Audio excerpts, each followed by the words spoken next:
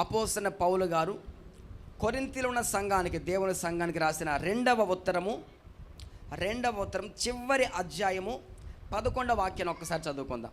అపోస్తలుడైన పౌలు గారు,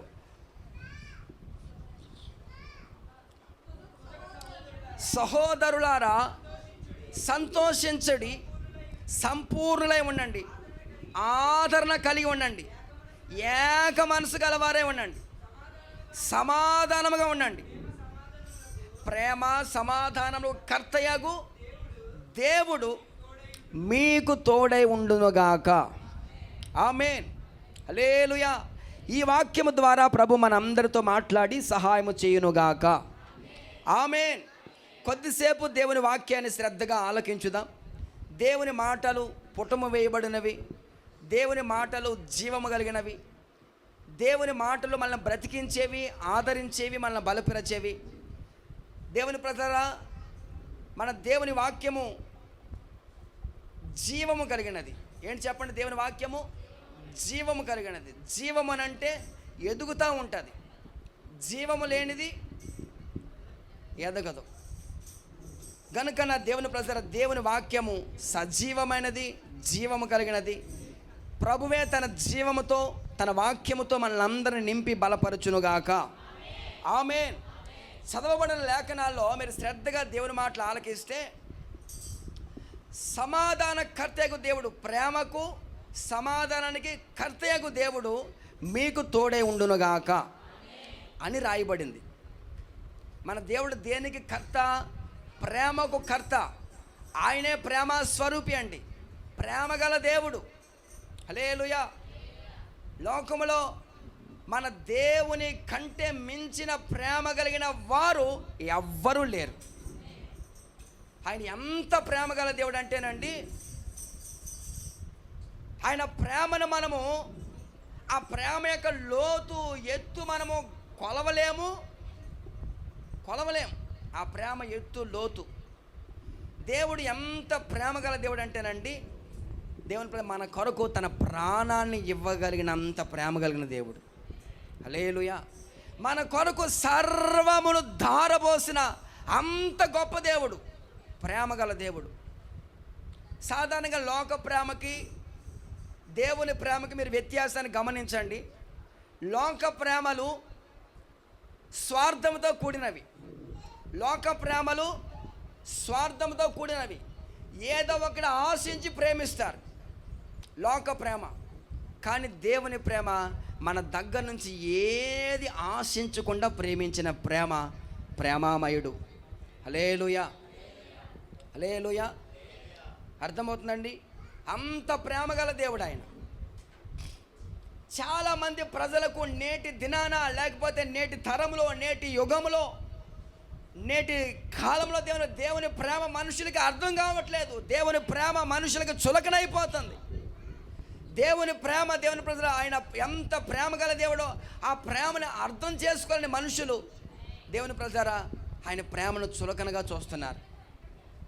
నా దేవుని ప్రజారా, మీరు దేవుని ప్రేమను అర్థం చేసుకోవాలి. హల్లెలూయా. నా మాట అర్థమవుతుంది, మీకు వినపడుతుందా వెనక్కి?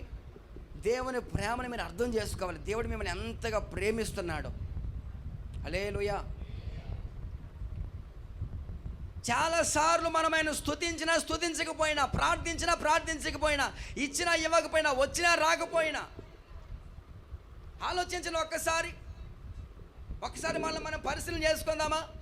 చాలాసార్లు ప్రార్థించలేదు, చాలాసార్లు స్తుతించలేదు, ఎన్నోసార్లు ఆయన చేసిన మేలు మర్చిపోయి ఉంటాం. ఎన్నోసార్లు ఆయన సన్నిధికి దేవుని వచ్చినా రాకపోయినా, ఇచ్చినా ఇవ్వకపోయినా, ఆయన మాత్రం ప్రేమిస్తూనే ఉన్నాడు. స్తోత్రం చెబుదామా? హల్లెలూయా. మన ప్రేమలోనైనా మార్పు ఉంటుందేమో కానీ యేసయ్య ప్రేమలో చెప్పండి, మార్పు లేని ప్రేమ. హల్లెలూయా, హల్లెలూయా.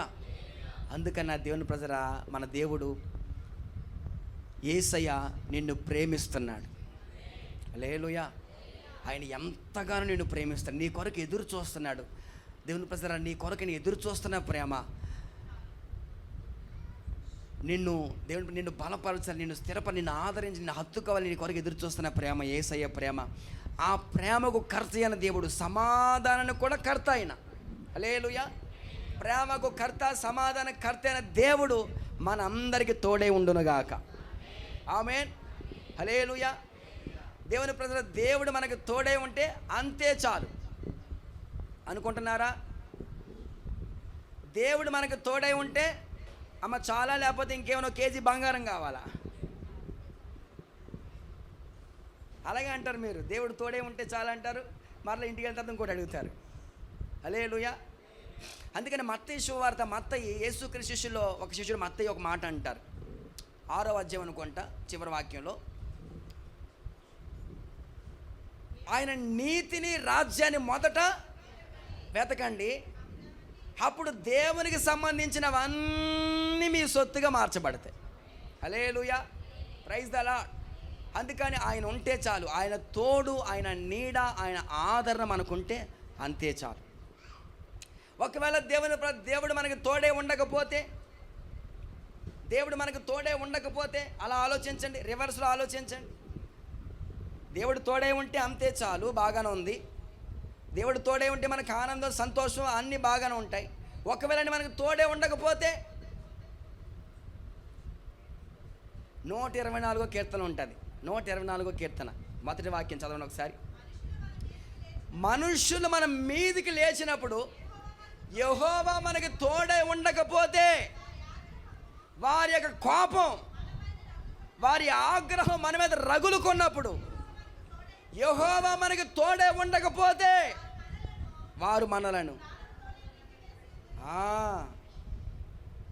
గమనించండి, ఆలోచించండి. ఇంకా చాలా ఉంటుంది. ప్రవాహ జలం మన మీద పొర్లి ప్రవహిస్తూ ఉంటాయి. ఎప్పుడో మనము కాటికి, దేవుని ప్రజలు, ఎప్పుడో మనం ఊరికి ఉత్తరానికి మోయబడిన వారం, ఎప్పుడో దేవుని ప్రజలు, ఎప్పుడో చనిపోవలసిన వారం.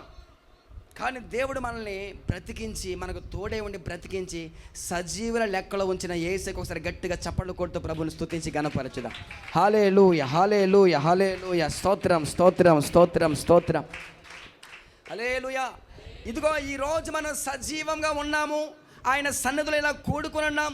ఒకరిని ఒకరు చూసుకుని, ఒకరినొకరు పలకరించుకొని, దేవునిపై మనం అందరం ఒక చోట, ఒక సమాజముగా, ఒక సంఘముగా కూడి ప్రభువుని ఆరాధించగలుగుతున్నాం, ప్రభువుని స్తుతించగలుగుతున్నామని అంటే కేవలం యేసయ్య ఉచితమైన కృప. ఆమేన్, హల్లెలూయా. స్తోత్రం చెబుదామా? దేవుని ప్రజలారా బాగా ఆలోచించాలి. ఒక వ్యక్తికి దేవుడు తోడై ఉండకపోతే మనం ఏమీ చేయలేము. మన చేతులు ఏమీ లేదు కదండి. అందుకే భక్తులు పాడారు, పాత పాట ఒకటి ఉంటుంది, నీ తోడు లేక, నీ ప్రేమ లేక, ఇలాలో నా ఏ ప్రాణి, ఓ నీ తోడు లేక, నీ ప్రేమ లేక, ఇలాలో నా ఏ ప్రాణి, ఓ అడవి పువ్వులే నీ ప్రేమ పొందగా, అడవి పువ్వులే నీ ప్రేమ పొందగా, నా ప్రార్థన ఆలకించవా ప్రభువా. హల్లెలూయా. చెప్పండి, ఆయన తోడు లేకుండా మనం ఏం చేయలేం. కనుక సమాధాన కర్తకు దేవుడు, ప్రేమకు కర్త అయిన దేవుడు మనకి తోడై ఉండి నడిపించునుగాక. ఆమేన్. ఒక వ్యక్తికి దేవుడు తోడై ఉంటే ఆ వ్యక్తి మీదకి ఏది రాదు, ఏ కీడు, ఏ శాపము, ఏ శత్రువు ఆ వ్యక్తి మీదకి రాలేడు. చూడండి, మీరు గమనించండి, ఆది కాండలో ఉంటుంది, యెహోవా యోసేపునకు తోడై ఉన్నాడు గనుక, యెహోవా యోసేపునకు తోడే ఉన్నాడు గనుక, యెహోవా యోసేపునకు అనే మాట 4-5 సార్లు ఉంటుంది ఒక అధ్యాయంలో. ఆది కాండంలో ఒక అధ్యాయంలోనే చూడండి, యెహోవా యోసేపునకు తోడే ఉన్నాడు గనుక, తోడే ఉన్నాడు గనుక. చూడండి, మీరు గమనించండి, తోడే ఉన్నాడు గనుక, యేసయ్య తోడే ఉన్నాడు కనుక గుంటలో తోసేసిన మరలా పైకి తీయనే మనస్సు వారికి కలుగజేశాడు ఆయన. హల్లెలూయా. గమనించండి, దేవుని పోతీఫర్ ఇంట్లో అమ్మేశారు యోసేపుని. సంతలో ఒక పశువులాగా అమ్మేశారండి. ఎంత దారుణం అని అంటే, పశువుల గేదెను కొనుక్కుంటారు, గేదెలు ఆవులు కొనుక్కుంటారు సంతలో. ఒకప్పుడు అలాగే కొనుక్కునేవారు సంతలో పశువుల్ని. ఆ వచ్చినటువంటి వ్యక్తులు కొనుక్కుంటారు, తోక బాగానే ఉంది, పర్వాలేదు, ఆ పొదుగు కూడా బాగానే ఉంది, పాలు బాగానే ఇస్తుంది, కొమ్ములు బాగానే ఉన్నాయి అంటారు కదండి. గేదెను కొనుక్కునేటప్పుడు తోకను చూస్తారు, కొమ్ములు చూస్తారు, దేవుని ప్రజలు బాగానే ఉంది, ఈ గేదె పాలు బాగానే ఇస్తుందని బాగా వాటిని పరీక్షించి ఒక పశువును కొనుక్కున్నట్టు యోసేపుని ఒక సంతలో పశువులుగా అమ్మేశారండి. నా దేవుని ప్రజలు గమనించండి, ఆలోచించండి. యెహోవా యోసేపునకు తోడై ఉన్నాడు. ఆమేన్, హల్లెలూయా. పోతీఫర్ ఇంట్లో సమస్యను బట్టి జైలుకి వెళ్ళాల్సి వచ్చింది. జైలుకి వెళ్ళాల్సి వస్తే అక్కడ కూడా జైలు అధికారికి కటాక్షం కలిగేటట్లు దేవుడు చేశాడట. హల్లెలూయా, స్తోత్రం చెబుదామా. దేవుని అక్కడ కూడా యోసేపుకి ఎవరు తోడై ఉన్నారు? ఆయన తోడై ఉన్నాడు. చాలా విషయాలు యెహోవా యోసేపునకు తోడై ఉన్నాడు గనుక యోసేపు ఐగుప్తు దేశానికి ఒక ప్రధానిగా దేవుడు మార్చేశాడు. ఆమేన్, హల్లెలూయా. దేవుడు ఒక వ్యక్తికి తోడై ఉంటే ఆ వ్యక్తి ఉన్నతమైన స్థానానికి వెళ్తాడు. హల్లెలూయా. దేవుడు ఒక వ్యక్తికి తోడై ఉంటే ఆ వ్యక్తి ఉన్నతమైన స్థానానికి వెళ్తాడు. దేవుడు ఆ వ్యక్తిని తీసుకుని వెళ్తాడు. కనుక ఈ పూట మనం అందరం ప్రార్థన చేసుకోవాలి. ఏమని? యేసయ్యా నాకు తోడై ఉండండి, యేసయ్యా నా బిడ్డలకి తోడై ఉండండి. చెప్పండి, ఒక చిన్న ప్రార్థన చేద్దాం. యేసయ్యా, గట్టిగా చెప్పండి, యేసయ్యా నాకు తోడై ఉండండి అయ్యా, నా బిడ్డలకి తోడై ఉండండి నాయన, నా భర్తకి తోడై ఉండండి, నా కుటుంబానికి తోడై ఉండండి, నాకు కలిగిన సమస్తానికి తోడై ఉండండి నాయన. యేసు నామమున అడిగి ప్రార్థిస్తున్నాము తండ్రి, ఆమేన్. దేవుని సన్నిధిలో మనం చేసిన ప్రార్థన నిశ్చయంగా ప్రభు ఆలకిస్తారు. ఆయన మనకు తోడే ఉండి నడిపిస్తారు. ఆమేన్, హల్లెలూయా. యెహోవా యోసేపునకు తోడే ఉన్నాడు కనుక అడుగడుగున ఎన్నో ప్రమాదాలు, అపాయాలు తప్పించి యోసేపుని దేవుడు ఉన్నతమైన స్థానం తీసుకుని వెళ్ళాడు. నా దేవుని ప్రజలారా, ఒక వ్యక్తికి యోసేపునకు తోడే ఉంటే ఇంకొక మాట కూడా చెప్పను మీకు. అందరూ తలల పైకి ఎత్తండి. హల్లెలూయా. యెహోవా యోసేపునకు తోడే ఉన్నాడు. రెండవది, యెహోవా దావీదునకు తోడై ఉన్నాడు. ఎవరికండి? దావీదునకు తోడై ఉన్నాడు. దావీదు జీవితం కూడా అలాంటిదే. బాగా వినండి, దావీదు జీవితం కూడా అలాంటిదేనండి. దావీదుకి ఎన్నో విషయాల్లో, ఎన్నో సందర్భాల్లో, ప్రతికూల పరిస్థితుల్లో దావీదుకి దేవుడు తోడై ఉన్నాడు. హల్లెలూయా. దావీదుకి దేవుడు తోడై ఉన్నాడు గనుక గొర్రెల దొడ్డిలో ఉన్న దావీదుని దేవుడు ఇదిగో సింహాసనం, ఇశ్రాయేలుకి రాజుగా దేవుడు సింహాసనమే కూర్చొని పెట్టాడు. స్తోత్రం చెబుదామా. హల్లెలూయా. యోసేపు గురించి వినండి. హల్లెలూయా. దేవునికి స్తోత్రం చెబుదామా. రెండు చేతులెత్తి స్తోత్రం చెబుదాం. హల్లెలూయా. నా దేవుని ప్రజలారా, యోసేపుని గురించి రాయబడినట్లే దావీదుని గురించి రాయబడింది ఒక అధ్యాయంలో. దావీదునికి దేవుడు తోడై ఉన్నాడు గనుక, మరొక చోట దావీదుకు దేవుడు తోడై ఉన్నాడు గనుక స్తోత్రం చెబుదామా. హల్లెలూయా. దావీదుకు దేవుడు తోడై ఉన్నాడు గనుక శత్రువులు దావీదుని ఏమీ చేయలేకపోయారు. హల్లెలూయా. దేవుడు నీకు తోడై ఉంటే శత్రువు నీడ కూడా నీ మీద పడకుండా కాపాడుతాడు. ఆమేన్, హల్లెలూయా. ప్రేమ సమాధానం కర్తకు దేవుడు మనందరికి తోడే నడిపించునుగాక. అయితే మీరు పైనున్న మాటలు హల్లెలూయా, హల్లెలూయా. చేతులెత్తి స్తోత్రం చెబుదామా. హల్లెలూయా. నా తోడు నీవుంటే అంతే చాలయ్యా, నా ముందు నీవుంటే భయమే లేదయ్యా, నా తోడు నీవుంటే అంతే చాలయ్యా, నా ముందు నీవుంటే. హల్లెలూయా.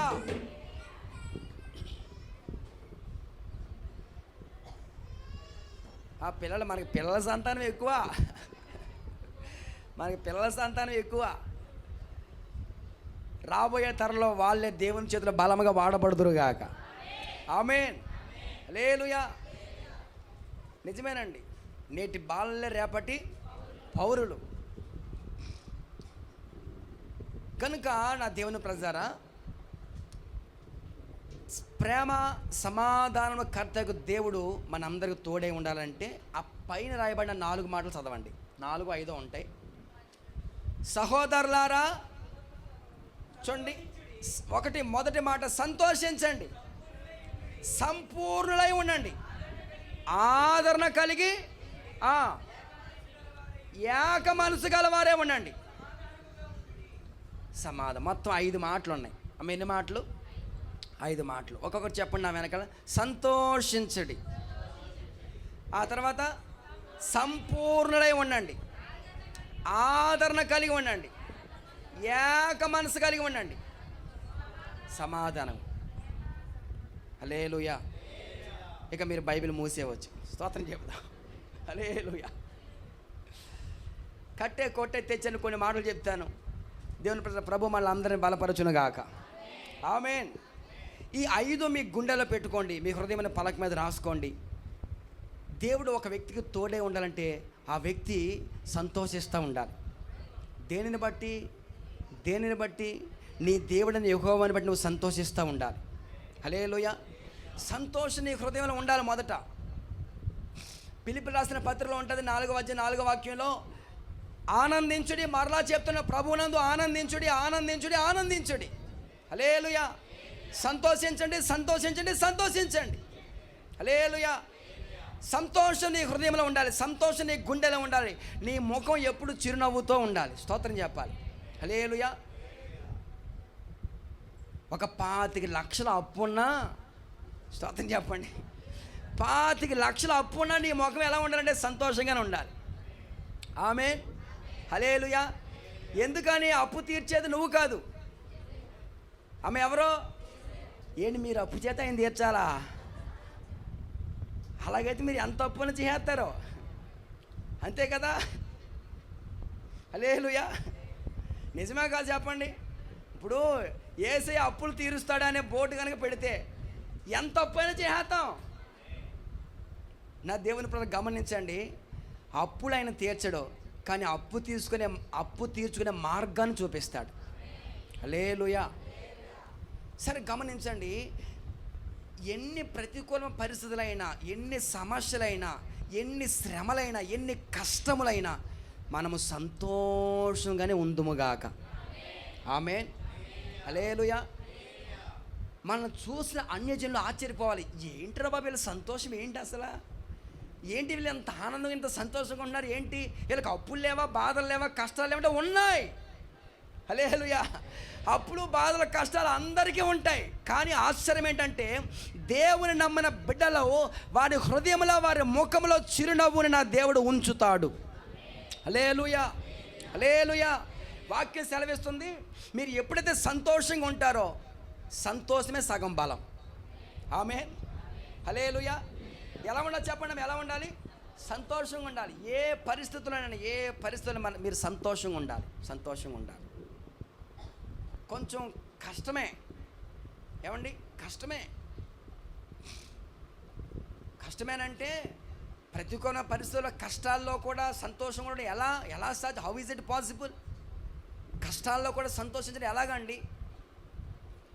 నా దేవుని ప్రజలు, దేనిని బట్టి నేను మీతో మాట్లాడుతున్నానంటే దేవుని వాక్యాన్ని బట్టి మీతో మాట్లాడుతున్నాను. నా సొంత మాటలు కాదు. కానీ పౌలు శీలను వాళ్ళని కొట్టి చెరసాల్లో వేసేశారట. వాళ్ళ కాళ్ళకి బొండలు బిగించేశారు. బండ బిగించేశారు, కదలకుండా. వాళ్ళ చేతులకు సంఖ్యలు, కాళ్ళకి బండలు బిగించేశారు. కానీ వాళ్ళు చేస్తున్న పని ఏంటంటే మధ్యరాత్రి వేళ వారు పాటలు పాడుతూ ప్రభునామను స్తుతిస్తూ సంతోషించారు. హల్లెలూయా. అమ్మ జైల్లో కూడా సంతోషించారు వాళ్ళు. హల్లెలూయా. జూ పార్కులో కాదు, జైల్లో వాళ్ళు సంతోషించారు, ఆనందంగా ఉన్నారు. దేవుడు వాళ్ళకి తోడై ఉన్నాడు. ఆమేన్. హల్లెలూయా. వాక్యాన్ని బట్టి మీతో మాట్లాడుతున్నా. దేవుని బట్టి సంతోషించండి. ఆయన మనకున్నాడు. ఆయన అందు మీరు నిరీక్షణ ఉంచండి, విశ్వాసం ఉంచండి, నమ్మకం ఉంచండి. నా దేవుడు మీకు తోడే ఉంటాడు. హల్లెలూయా. హల్లెలూయా. అసలు సంతోషం ఎక్కడైనా ఉందని చెప్పండి. లోకంలో ఎక్కడైనా సంతోషం ఉందంటారా?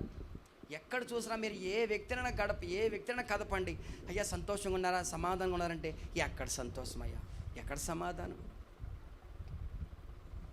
ఏసన్న గారు ఒక పాపను అడిగితే ఆ పాప అలాగే అన్నదంట, అమ్మ బాగున్నామంటే బాగానే ఉన్నాను కానీ బాధలు తప్పలేదు అన్నదట. నాకు ఆ మాట మర్చిపోలేనండి. బాగానే ఉన్నాను కానండి బాధలు తప్పలేదు అన్నదట. అప్పుడు ఏసన్న గారికి అనుమానం వచ్చి, డౌట్ వచ్చి, పెద్దవాళ్ళకు ఉంటాయి కానీ బాధలు, పిల్లలకి బాధలు ఏముంటాయి అని చెప్పి ఆమె ఆ పిల్లని అడిగారు, అమ్మ పాప నీకు ఏం బాధలు ఉన్నాయనంటే, నీకు ఏం బాధలు ఉన్నాయి, రోజు మీ అమ్మ వండి పెడుతుంది, క్యారేజ్ పెడుతుంది, ఆ బ్యాగులన్నీ సర్ది స్కూల్కి సాక్స్లు వేసి షూ వేసి స్కూల్కి పంపిస్తుంది, నీకు ఏం బాధలు ఉన్నాయంటే ఆ పిల్ల చెప్పిందండి, ఏసన్న గారు ఎవరికి ఉండే బాధలు. అలే ఎంత ముదిరిదంటే పిల్లలు చాలా ముదిరోళ్ళు. హల్లెలూయా. ఆ రోజు హోంవర్క్ రాయలేక, స్కూల్కి వెళ్ళలేక, టీచర్లతో తిట్టించుకోలేక నా బాధలు నాయి అన్నదట. దేవుని ప్రతి నిజమే, ఎవరికి ఉండే బాధలు వాళ్ళకు ఉంటాయి. కానీ మనము కష్టంలో కూడా, శ్రమంలో కూడా సంతోషంగా ఉండాలి. హల్లెలూయా, హల్లెలూయా. సంతోషంగా ఉండాలి. ప్రతికూల పరిస్థితుల్లో సంతోషంగా ఉండాలి. ఎక్కడుంది సంతోషం? లోకంలో ఎక్కడ కూడా సంతోషం లేదు. అందుకే ఒక ఆయన పాడారండి, సంతోషం ఎక్కడ ఉందని సమాధానమెచ్చట నాకు దొరికేనని. పాడండి, సంతోషం ఎక్కడ ఉందని సమాధానమెచ్చట నాకు దొరికేనని. జగమంతా వెదికాను, జనులందరినడిగాను, జగమంతా వెదికాను, జనులందరినడిగాను, చివరికది నీలోనే కనుగొన్నాను, చివరికది నీలోనే. ఓ ఎంత మంచి దేవుడవయ్యా యేసయ్యా, చింతలన్నీ తీరేనయ్యా నిన్ను చేరగా, నా చింతలన్నీ తీరేనయ్యా. హల్లెలూయా. ఒక ఆయన పాడుకున్నాడండి, ఆయన జీవితంలో సంతోషం లేదు, ఎక్కడెక్కడికో వెళ్ళాడంట, సంతోషం కోసం, సమాధానం కోసం ఎక్కడెక్కడికో తిరిగాడంట, ఎందరినో అడిగాడంట.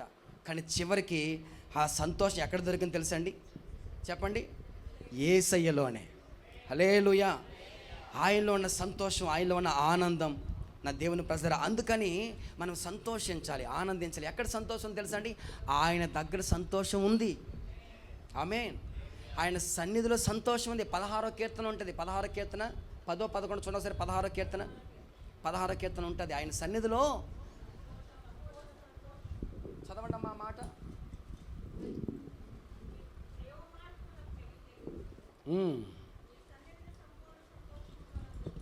నీ సన్నిధిని సంపూర్ణ సంతోషం. అమ్మ ఏ సంతోషం అది? ఆయన సన్నిధిలో సంపూర్ణ సంతోషం. ఆయన సన్నిధిలో సంతోషం ఉంది. హల్లెలూయా, స్తోత్రం చెబుదామా. ఆయన సన్నిధిలో ఏమని చెప్పండి? సంతోషం, సంపూర్ణ సంతోషం ఉంది ఆయన సన్నిధిలో. అందుకే దావీదు మహారాజుతో ఒకరోజు మంత్రులందరూ కలిసి అడిగారంట. మంత్రులందరూ కలిసి దావీదు దగ్గరకు వచ్చి, రాజా ఈరోజు దేవుని మందిరానికి వెళ్దామంటే దావీదు ఎగిరి గంతేసాడంట. ఎగిరి గంతేస్తే ఆ మంత్రులందరికీ అర్థం కాలేదు, రాజుగారు ఏంటి మనం వెళ్ళేది ఏ ఫంక్షన్కో, లేకపోతే ఏ పెద్ద పార్టీకో, లేకపోతే ఏ పిక్నిక్ కాదు, మనం వెళ్ళేది మందిరానికి అంటే. అవునయ్యా మందిరానికి, నాకు తెలుసు, మందిరంలో ఆనందం ఉంది, సంతోషం ఉంది. హల్లెలూయా. జనులు మందిరంలోకి వెళదాం నాతో అన్నప్పుడు నేను సంతోషించదని. స్తోత్రం చెబుదామా.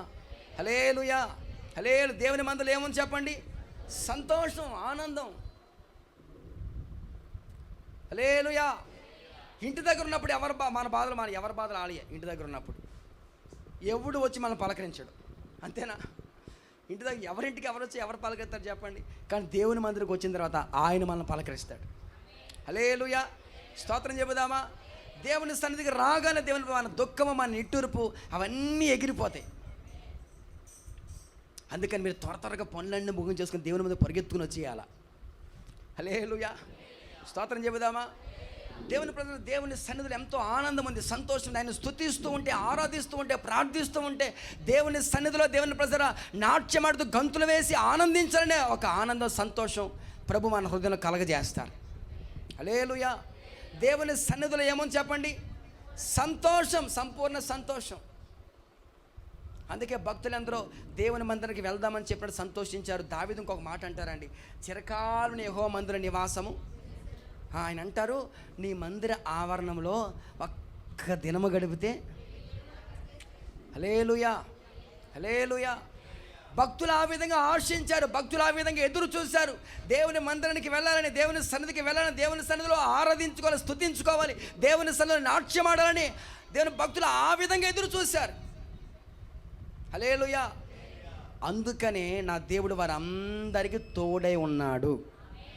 ఆమేన్, హల్లెలూయా. ఎవరైతే సంతోషిస్తారో, ఎక్కడ సంతోషించాలి? ఎక్కడ లేదమ్మా సంతోషం, సంతోషం ఎక్కడ లేదు. ఎక్కడ ఉంది సంతోషం చెప్పండి? దేవుని సన్నిధిలో. ఒక ఆమె సంతోషమ్మ పేరెట్టుకుందట. పేరేంటి చెప్పండి? సంతోషమ్మ. కానీ ఎప్పుడు ఎడుతూనే ఉంటుంది. పేర్లు దేవునిలో చాలా విచిత్రంగా, చాలా కొంతమంది పేర్లు విచిత్రంగా ఉంటాయి. సంతోషమ్మ ఎప్పుడు. ఇంకొక అమ్మ పేరు ఆరోగ్యమ్మ. ఏం చెప్పండి? ఆరోగ్యమ్మ పేరే ఆరోగ్యం. ఎప్పుడు చూసినా భీమవరం హాస్పిటల్లోనే ఉంటుంది. హల్లెలూయా. ఆమెకు దేవుడు కృపనిచ్చినట్టున్నాడు. హల్లెలూయా, స్తోత్రం చెబుదామా? సరే, దేవుని ప్రజారా గమనించండి, ఆలోచించండి. మన పేరును బట్టి కూడా మనకు దీవెన రావాలి.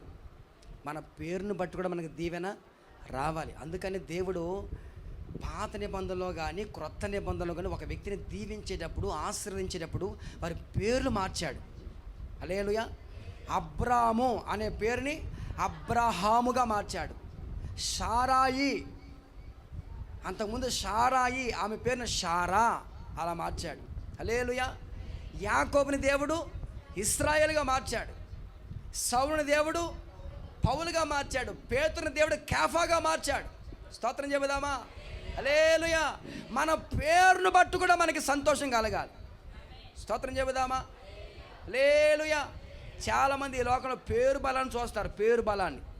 అమ్మ, మీలో ఎవరు ఉన్నారో లేరో కానీ పేరు బలాన్ని చూసేవాళ్ళు ఉన్నారా? పేరు బలం, ఆ పేరు బలంగా ఉందా బలహీనంగా ఉందా చూస్తారు. పంతుల దగ్గరకో మొత్తం ఎక్కడికో వెళ్తారు పేరు బలం కోసం. ఆయన కానీ పేరు బలహీనంగా ఉందనంటే పేరు అన్నీ మార్చేస్తారు. హల్లెలూయా, స్తోత్రం చెబుదామా? నేను ఏమంటానంటే, స్తోత్రం చెప్పండి గట్టిగా. నేను ఏమంటానంటే, ప్రార్థన చేసి నీకు ఏ పేరు పెట్టినా ఆ పేరుని బట్టి దేవుడిని దీవిస్తాడు. ఆమేన్, హల్లెలూయా. నా పేరు బాగోలేదు, నా పేరు ఎల్లమ్మ, సుబ్బమ్మ, లేకపోతే ఏదో అనుకోండి, ఆ పేరుని బట్టి కూడా దేవుడు దీవిస్తాడు. ఆమేన్, హల్లెలూయా. దేవుని ప్రతి నేను చెప్పాలనుకున్న మాట ఏమిటనంటే, మొదట మనం సంతోషంగా ఉండాలి. ఎక్కడ సంతోషం ఉంది? ఆయన సన్నిధిలో. ద్వితీయోపదేశ కాండం రండి ఒకసారి, అక్కడ ఒక మాట చదవండి. ద్వితీయోపదేశ కాండము 12వ అధ్యాయం 13వ వాక్యం చూడండి ఒకసారి. 12-13. నీవు చూచిన ప్రతి స్థలమున నీ దహన బలులను అర్పించకూడదు. యెహోవా నీ గోత్రములలో ఒకదాని అందు, అదిగో దేవుడు ఏర్పాటు చేసిన స్థలంలోనే నీ దహన బలులు అర్పించండి. సమస్తమును అక్కడనే జరిగించాలి. అయితే నీ దేవుడని యెహోవా నిన్ను ఆశీర్వదించిన కొలది ఇండ్లన్నిట్లో నీ మనస్సు తినొచ్చు,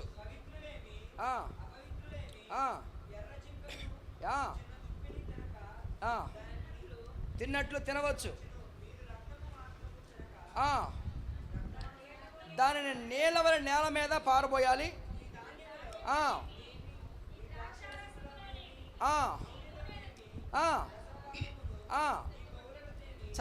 చదవండి.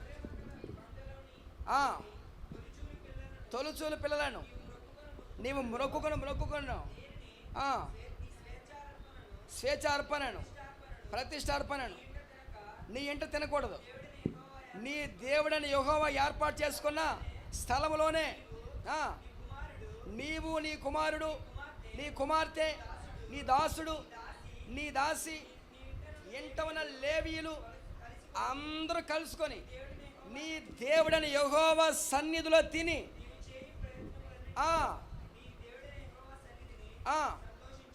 సంతోషించదు. స్తోత్రం చెబుదామా? హల్లెలూయా. అమ్మ, ఇక్కడ చాలా ప్రాముఖ్యమైన మాట ఒకటి ఉంది, అది మీకు జ్ఞాపకం చేస్తాను. దేవుడు ఏర్పాటు చేసుకున్న స్థలంలోకి వచ్చి నీవు, నీ కుమారుడు, నీ కుమార్తె, నీ దాసి అంటే నీ పని వాళ్ళు, ప్రతి ఒక్కరు ఇదిగో దేవుడు ఏర్పాటు చేసుకున్న స్థలంలోకి వచ్చి అక్కడ అందరూ కలుసుకొని, హల్లెలూయా, ఏం చేయాలో తెలుసా అండి? మీరు అందరూ కలుసుకొని అక్కడ దేవునికి స్వేచ్ఛ అర్పణలు, ప్రతిష్ఠిత అర్పణలు అర్పించి అక్కడ నువ్వు భోజనం చేయాలి. ఆమేన్. హల్లెలూయా. స్తోత్రం చెబుదామా? హల్లెలూయా. అమ్మ, కొంచెం జాగ్రత్తగా ఆలోచించండి. మనందరికీ ఇండ్లు ఉన్నాయి, మనందరికీ నివాసాలు ఉన్నాయి. అక్కడ మనం వండుకుంటాము, తింటాము, పండుకుంటాం. అయితే దేవుడు ఏర్పాటు చేసిన స్థలానికి, మందిరానికి, ఆయన సన్నిధికి మనం వస్తూ ఉండాలి. హల్లెలూయా. ఎప్పుడెప్పుడు నీకు అవకాశం ఉన్నప్పుడల్లా రావచ్చు. ప్రతి ఆదివారం దేవుని మందిరానికి నీవు, నీ కుమారుడు, నీ కుమార్తె, నీ దాసిని, ఎంతమంది అయితే ఉన్నారో నీ బంధువులు అందరూ కలిసి దేవుని మందిరానికి వచ్చి అక్కడ తినాలి. మీరు స్తోత్రం చెబుదామా? అక్కడ భోజనం చేయాలి, అక్కడ స్వేచ్ఛార్పణ అర్పించాలి. ఇంటి దగ్గర కాదు, ఎక్కడ పడితే అక్కడ కాదు. హల్లెలూయా. మీరు శ్రద్ధగా దేవుని మాటలు ఆలకించండి. దేవుడు అక్కడ రాయబడిన, స్పష్టంగా రాయబడింది ఏంటంటే, దేవుడు ఏర్పాటు చేసుకున్న స్థలంలోనికి, ఆయన సన్నిధికి మీరందరూ వచ్చి అక్కడ దేవుని సన్నిధిని మీరు సంతోషించాలి. హల్లెలూయా. ఎప్పుడైతే మీరు అందరూ కలిసి, కుటుంబముగా మీరు అందరూ కలిసి దేవుని సన్నిధికి వస్తారో అక్కడ దేవుడు మీకు సంతోషాన్ని కలగజేస్తాడు. హల్లెలూయా. ఆనందాన్ని కలగజేస్తాడు. నా దేవుని ప్రజలు, మీరు ఎప్పుడైనా గమనించారో లేదో, పెళ్ళికి వెళ్ళినప్పుడు, కుటుంబం అంతా పెళ్ళికి వెళ్ళినప్పుడు మీరు సంతోషించారో లేదో, ఒక ఫంక్షన్కి వెళ్ళినప్పుడు, లేకపోతే ఒక విహారయాత్రకి వెళ్ళినప్పుడు, లేకపోతే ఏమనిపిస్తారా ఇక ఏదైనా అవుట్ ఆఫ్ ప్లేస్లకు వెళ్ళినప్పుడు మీరు సంతోషించలేదు నాకు తెలియదు, కానీ దేవుని మందిరంలో మాత్రం అత్యధికమైన సంతోషాన్ని నా దేవుడు నీ హృదయంలో కలగజేస్తాడు. హల్లెలూయా. హల్లెలూయా. స్తోత్రం చెబుదామా? ఎందుకనంటే దేవుని కనుదృష్టి, నా దేవుడు ఆయన ఏర్పాటు చేసుకున్న స్థలంలో ఉన్నాడు గనుక. ఆమేన్. హల్లెలూయా. మనం అందరూ దేనికోసం వచ్చామంటే ఆయన ఇక్కడ ఉన్నాడు గనుక మనం అందరూ వచ్చాం. హల్లెలూయా. ఎందుకు వచ్చామో ఆయన స్తుతించి, ఆరాధించిన, ఆయన కనపరచిన, ఆయన చేసిన మేలును బట్టి దేవుని కృతజ్ఞతాస్తుతులు చెప్పుకుని మనం అందరూ వచ్చాం. మంచిది. అయితే ఇక్కడ వాక్యం సెలవిస్తున్న సత్యం ఏంటంటే, దేవుని సన్నిధికి కుటుంబముగా రావాలి. ఆమేన్. హల్లెలూయా. ప్రతి ఆదివారం నీ భర్తతో నువ్వు మాట్లాడాలి. ఏమనంటే, ఏమండి ఈ వారం రావచ్చు కదా, కూర్చోవచ్చు కదా గంట సేపు. పిల్లలతో చెప్పాలి, ఒరే పిల్లవాడ రావచ్చు కదా అని. దేవుని మీరు కుటుంబాన్ని మీరు దేవుని సన్నిధి నడిపించుకోగలిగితే, దేవుని సన్నిధిలో మీరు తిని అక్కడ సంతోషిస్తారు. స్తోత్రం చెప్పాలి. హల్లెలూయా. అర్థమైందా? అర్థం అవ్వలేదా? ఆమె అర్థమైన స్తోత్రం చెప్పండి. ఎక్కడ సంతోషం తెలుసా? దేవుని సన్నిధిలో. హల్లెలూయా. నా సొంత మాటలు కాదు, వాక్యంలో మీకు జ్ఞాపకం చేస్తాను. దేవుని సన్నిధిలో సంతోషం నా దేవుడు మీకు ఇస్తాడు. ఎప్పుడైతే నువ్వు సంతోషిస్తావో, నీ దేవుని బట్టి నువ్వు ఎప్పుడైతే సంతోషిస్తావో, నా దేవుడు నీకు తోడే ఉంటాడు. హల్లెలూయా. హల్లెలూయా. స్తోత్రం చెప్పాలి గట్టిగా. కనుక దేవుని సన్నిధిలో సంతోషం ఉంది. ఒకటి, సంతోషించండి. రెండవది, సంపూర్ణులై ఉండండి. సంపూర్ణులై. మన దేవుడు కూడా సంపూర్ణ పురుషుడు. ఆయన సంపూర్ణుడు. మనము కూడా ఏమై ఉండాలి చెప్పండి? సంపూర్ణమై ఉండాలి. సగం భక్తి కాదు, కొంచెం భక్తిలో లోతుకి వెళ్ళాలి. హల్లెలూయా. మన విశ్వాసపు యొక్క వేర్లు లోతుకి వెళ్ళాలి. హల్లెలూయా. అప్పుడు మనము అత్యధికంగా దేవుని కృపను పొందుకోగలుగుతాము. మనం సంపూర్ణమై ఉండాలి. స్తోత్రం చెబుదామా? హెబ్రీయులకు రాసిన పత్రిక 10:11 చదవండి ఒకసారి. హెబ్రీయులకు రాసిన పత్రిక 10:11. మరియు ప్రతి యాజకుడు ఆ, ఆ, ఆ,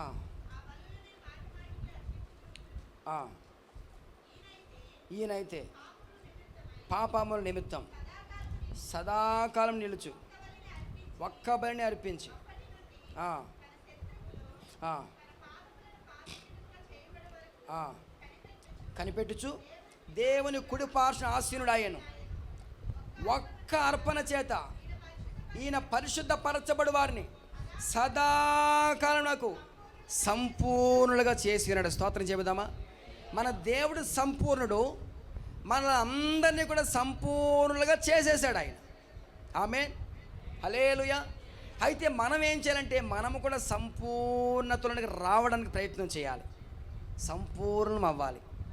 ప్రేమలో, విశ్వాసములో, భక్తి జీవితంలో, దేవుని స్తుతించలో, దేవుని ఆరాధించట్లో మనం కూడా ఏమవ్వండి, సంపూర్ణత కలిగి ఉండాలి. హల్లెలూయా, హల్లెలూయా. చాలా విషయాలు అవన్నీ జ్ఞాపకం చేయడం సమయం కాదు, కానీ ఒకటి, సంతోషించండి, సంపూర్ణలై ఉండండి. ఆ తర్వాత మాట, ఆదరణ కలిగి ఉండండి. ఒక వ్యక్తికి దేవుడు తోడై ఉండాలంటే ఆ వ్యక్తి ఆదరణ కలిగి ఉండాలి. అంటే ఆ వ్యక్తి ఎదుటి వ్యక్తిని ఆదరించే స్థితిలో ఉండాలి. ఆమేన్, హల్లెలూయా.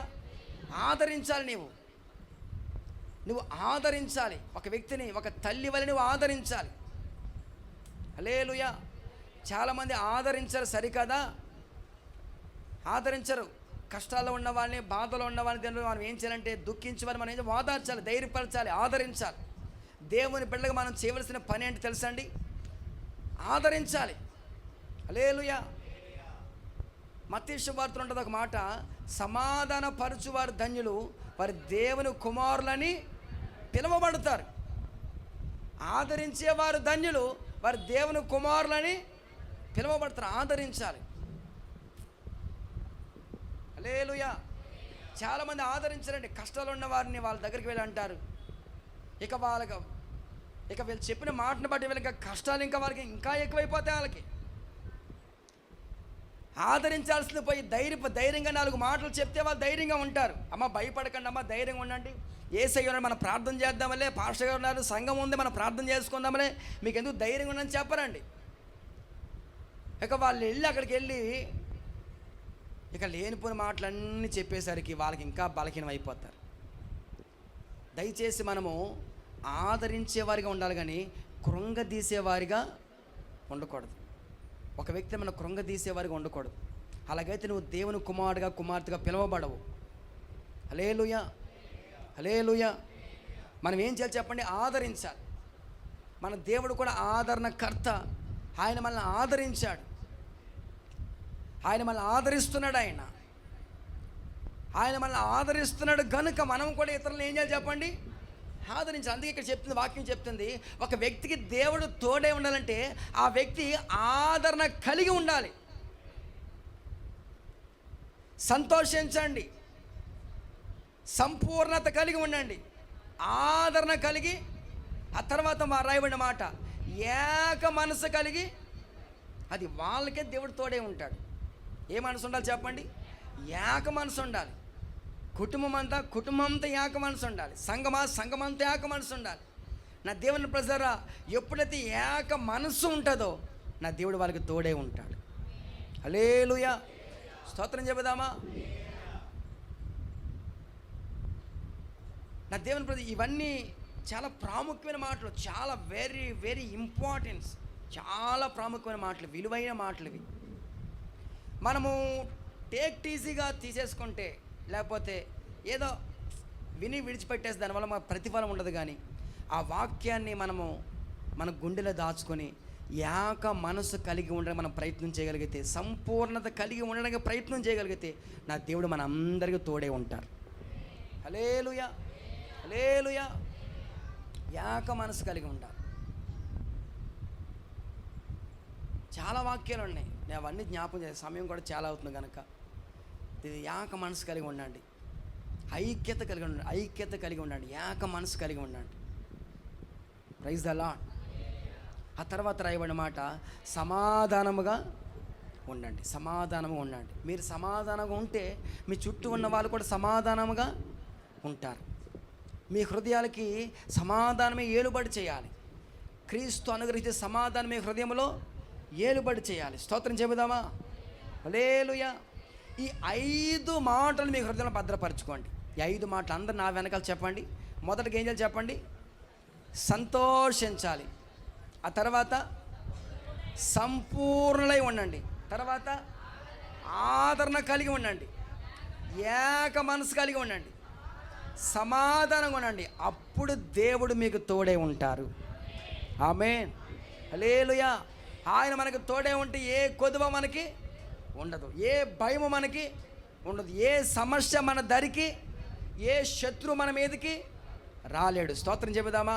హల్లెలూయా. ఈ కొద్ది వాక్యం ప్రభు మన నిరుకుల్లో దీవించి ఆశీర్వదించునుగాక. తల వంచి ప్రార్థన చేసుకుందాం. యేసయ్యా మీకు వందనాలు.